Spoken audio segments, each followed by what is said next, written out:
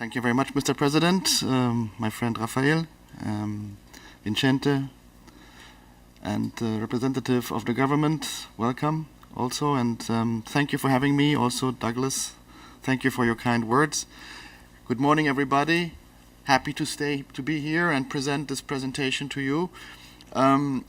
Let's start immediately. Trans-European Networks for Transport, Innovation and New Technologies, Achieved Results and Future Opportunities. I'm happy to be here today on this very important day. It's the demonstration, which is the key of these type of projects we are financing, not just words, but actions on the ground.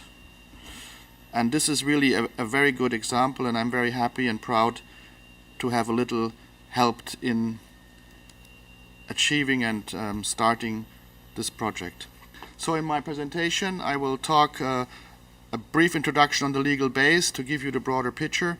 Then I will present the concept of market-sided innovation, the relevance to TEN-T, some results of innovation, opening of the current program, 20 projects we financed so far, and then the new guidelines and Connecting Europe facility for the next 7 years. And then I will present next steps for innovation to explain to you what's happening in the next months.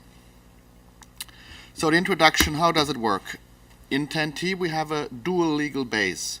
This is the principle. We have the guidelines, so there we define what can be funded.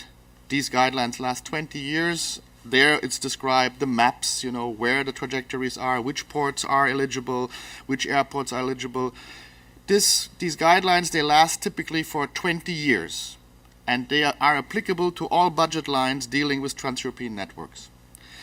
The second big legislative base is called, for the next 7 years, Connecting Europe facility. Here, the budget is defined.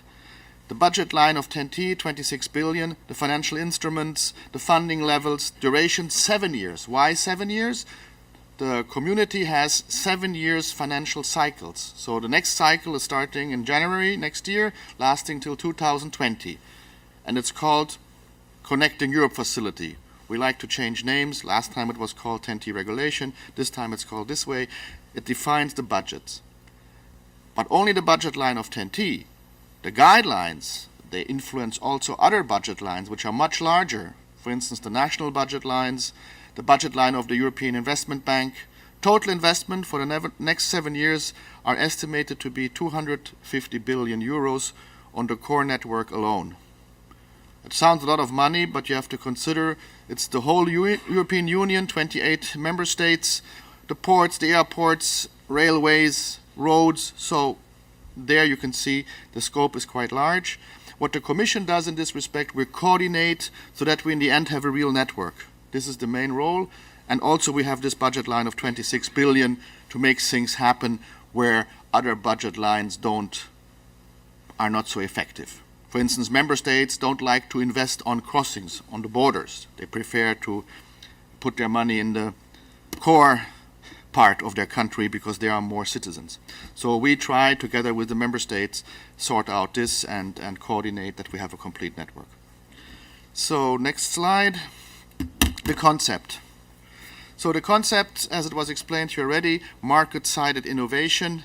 The objective of TEN-T, we wanted to open TEN-T for innovation and new technologies, which was not the case in the past. In the past, we were just doing, the big tunnels, the major infrastructure, but innovation was not so the topic.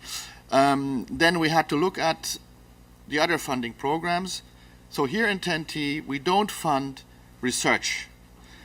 So for me, innovation, if it's like that, one side is research-sided innovation, the other side is market-sided innovation. We only target the innovation towards the market.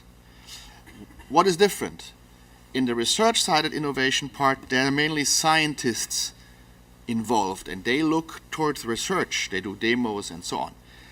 In the market-sided innovation, these are mainly business people, and they look towards the market. They want to introduce the technology into the markets. So, as I said, no research, therefore, only technology ready for deployment, and not just demos. We would like real-life trials. I use here the English word trial, which means not like a small demo, a bigger thing, so that you can scale it up to the whole market. So also in real-life trials, you do not only innovation on the technology, you do also innovation on the process. And with process, we mean the business-client relation, to test out and optimize the business-client relation with the view to become viable in the future. Okay? Only that way you can roll out the technology to the market, because the businesses will not take up a technology which is very much more expensive. They will want that, everybody wants to be green, that's true, but nobody wants to spend more money than necessary. So if you really want to open it to the market, you have to give a real good incentive, meaning if you don't want to subsidize eternally, you have to have a solution which is cost effective, and there's a nice word, eco-efficiency. This coming from my friends and colleagues here from the port. I think it's a very good word, and that is what is meant. Relevance to 10T. So on 10T, of course, the projects have to be on the 10T network. All transport modes are eligible, so it's not only ports, it's airports, roads, rail, any combination, air, anything really. Also, what we have here, normally when we have commission programs, there has to be 2 countries at least involved. Not here. In order not to create artificial obstacles, there could be pilots also on regional areas. But of course, when there are larger budgets involved, we would like, again, the cross-border aspect. And in the end, as I said, after the pilot, the trial should always aim to roll it out onto a corridor or on the entire network. In this case, when you have ports, of course, it's different. You have a collaboration between ports. That's why I think this is also an extremely good project, because here you have the big core ports, Valencia, Copa, and Livorno. So that is really very good. So you're really spot on. That's why I like this project also so much. But it's not an essential requirement. Why? Innovation is always more difficult than a normal project. So you should always try it out in the place you can do it best. That's normally your region. There you know the players, so that's why we do it like that.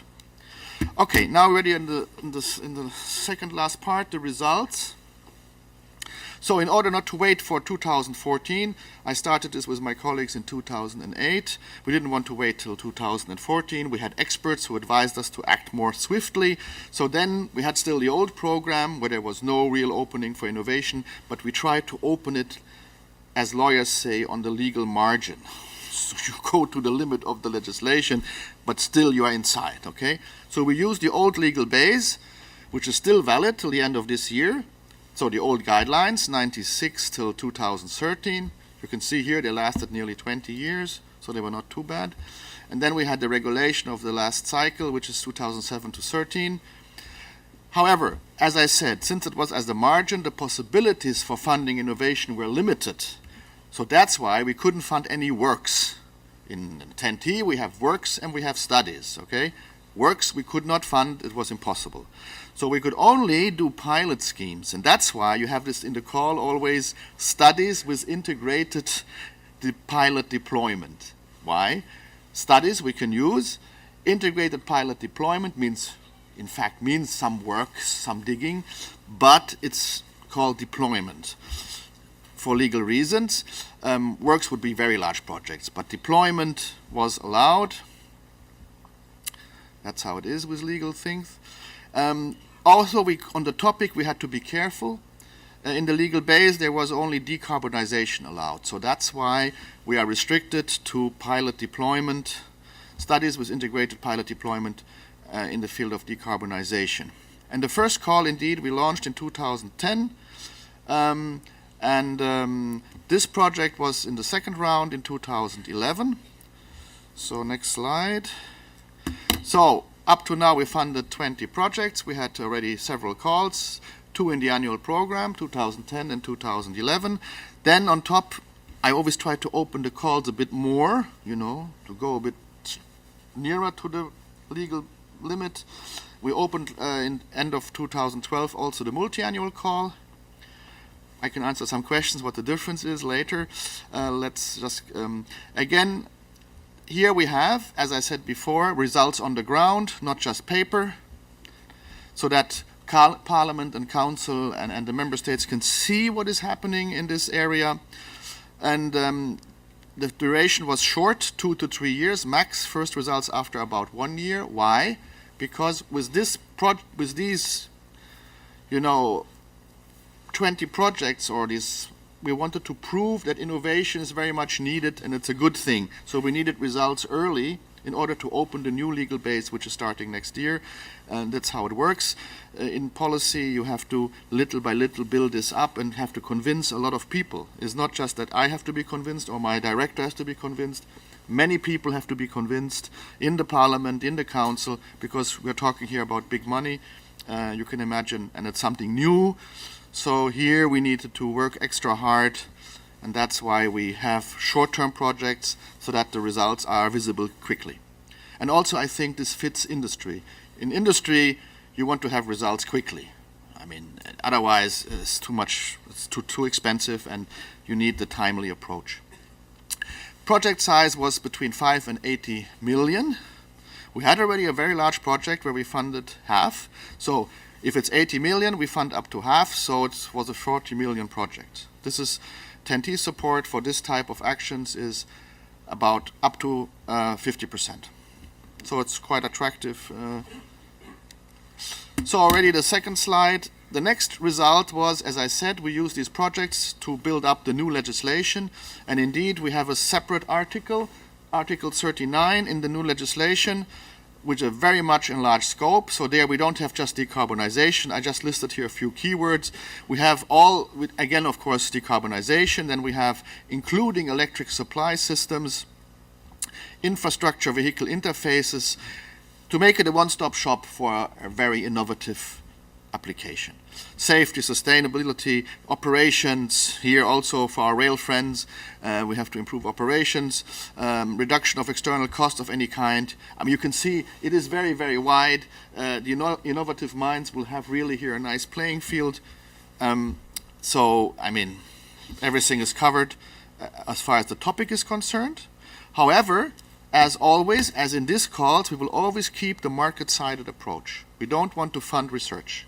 Research, we have other programs in the Union. We have very large Horizon 2020. There are other budgets. Here we really want to focus on the market side in order to get things on the network and to have alternative technologies implemented in the network, on a corridor, in a country, and so on.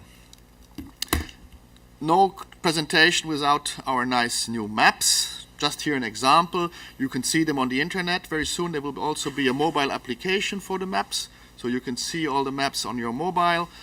We will put it in Google Market and in Android Market and in Apple Store for iPad and also for Android tablets. So here you see the map of Europe, and the red lines are the road network, the core road network, ports and railroad terminals. So there's also Valencia, right? Yeah, of course, I would not dare to come here without that. It's not possible. Let's see. Yes, Coppa and Livorno are also there. So everything is all right. Of course, we have these maps for rail, for inland waterways and so on. So we have also, this is the core network. So that are the main trajectories. I have to stay here.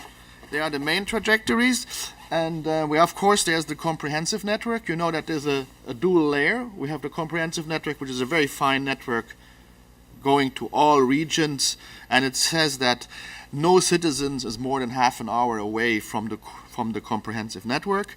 But the core network are selected trajectories and ports and airports from the comprehensive network, which are the major ports and trajectories.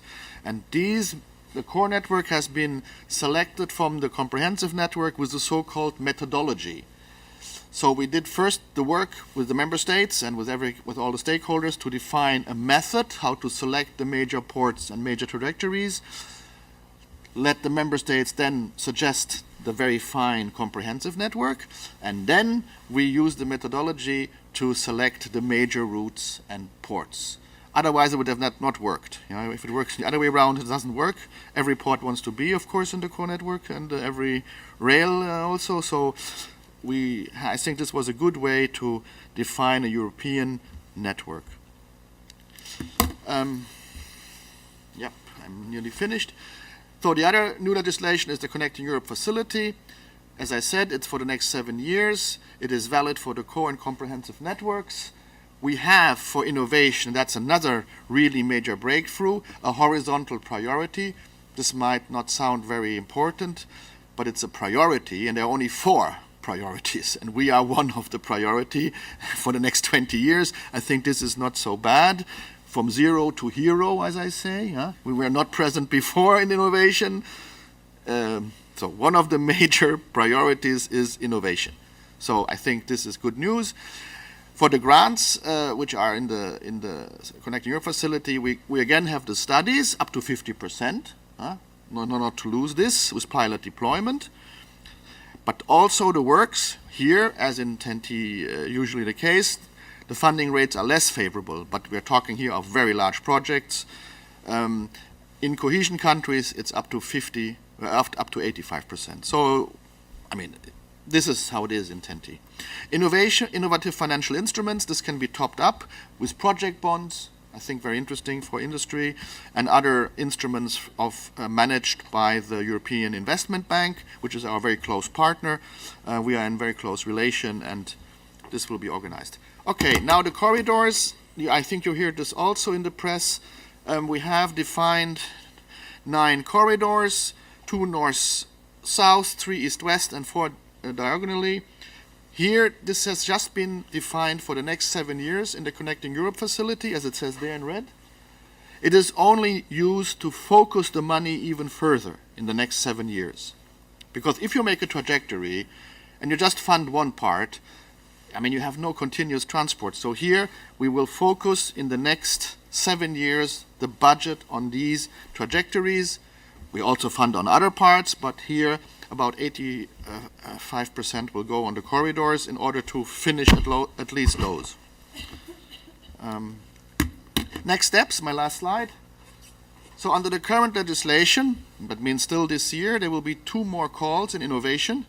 On the 12th of December, this is fixed under the old program, and we have an info day to which I cordially invite you in Brussels on the 13th of December, organized by our agency. Again, as in the previous call, so there's no surprise, we will have decarbonization as a topic, including this time intelligent transport systems. So this is a novel approach here, also a bit more opening. And here we aim again for viability, as before, market-side innovation. Plus, and this is a new opening, noise reduction. There's a noise reduction objective we put in, but here you don't need to aim for viability. Cost efficiency is sufficient. I mean, to reduce noise, there's no way you're going to reach viability. I mean, that would be very difficult, but at least cost efficiency. In the call, it's more explained. We have in the annual program 50 million, and in the multi-annual another 50 million. So I think we will have enough money for these pilots. The new legislation will start in January. It will be adopted by Parliament and Council in 2013. A few days ago, the Parliament already voted positively. The Council will, I mean, they have agreed already informally, they will vote positively also. Then in April, there will be the first really big call for innovation under the Connecting Europe Facility. We have a very much enlarged scope, as I said, and funding for studies and works, TEN-T innovation and new technologies, an opportunity, especially for businesses, not to be missed. Thank you for your attention.